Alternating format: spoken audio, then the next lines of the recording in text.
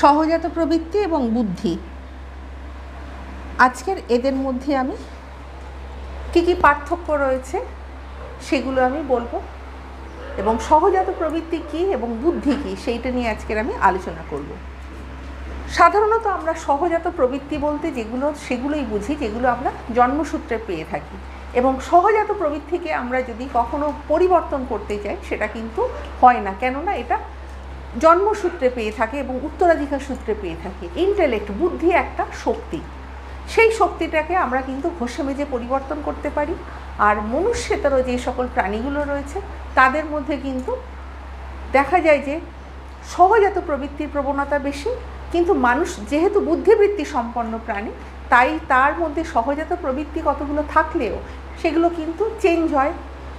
যেখানে কোনো কিছু কাজ করতে গেলে তারা কিন্তু ইন্টেলেক্টের সাহায্য নেয়, কিন্তু যেটা মনুষ্যতর প্রাণীগুলো কিংবা জীবজন্তু যারা রয়েছে তারা কোনো কিছুই করতে পারে না। সুতরাং পরিষ্কারভাবে বোঝা যাচ্ছে ইন্টেলেক্ট আর যে আমাদের যে সহজাত প্রবৃত্তি রয়েছে এই দুটোর মধ্যে পরিষ্কার পার্থক্য বোঝা যাচ্ছে।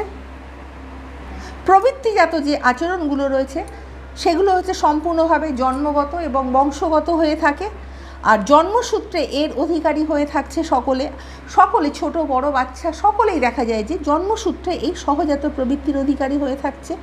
সহজাত প্রবৃত্তি এবং বুদ্ধির মধ্যে বিশেষ কোনো সম্পর্ক নেই। বুদ্ধিজাত আচরণ পরিবর্তনশীল, কিন্তু প্রবৃত্তিজাত আচরণ পূর্ব নির্ধারিত এবং অপরিবর্তনীয়। সুতরাং পরিষ্কারভাবে বোঝা যায় যে আমরা যখন কোনো কিছু কাজ করব সেখানে আমরা কিন্তু বুদ্ধিটাকে অ্যাপ্লাই করে আমরা সেই কাজটা ভালো হতে পারে, আরও কিছু ভালো হতে পারে, সেইভাবে আমরা কিন্তু বুদ্ধিটাকে অ্যাপ্লাই করি। কিন্তু আমাদের ভেতরে যে সহজাত প্রবৃত্তি রয়েছে সেই সহজাত প্রবৃত্তি বলে সেই সহজাত প্রবৃত্তিটাকে আমরা কখনো পরিবর্তন করতে পারি না। প্রবৃত্তিজাত আচরণ এবং বুদ্ধিপ্রসূত আচরণ এই দুটোর মধ্যে মৌলিক কতগুলো পার্থক্য রয়েছে। সহজাত প্রবৃত্তি ও বুদ্ধির মধ্যে তুলনা করলে কতগুলো বৈশিষ্ট্য দেখা যায়। নাম্বার 1, বুদ্ধি ও সহজাত প্রবৃত্তি উভয়ই দুটোই আমরা জন্মসূত্রে পেয়ে থাকি। নাম্বার 2, বুদ্ধি একটা মানসিক শক্তি, কিন্তু সহজাত প্রবৃত্তি হলো এক প্রকার কর্মপ্রবণতা।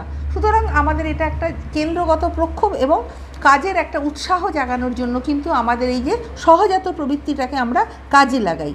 নাম্বার 3, বুদ্ধি নিজেই একটা শক্তি, কিন্তু সহজাত প্রবৃত্তি নিজে একটা শক্তি নয়।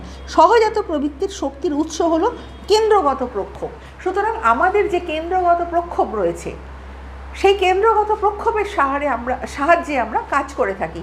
সেই কেন্দ্রগত প্রক্ষোভটা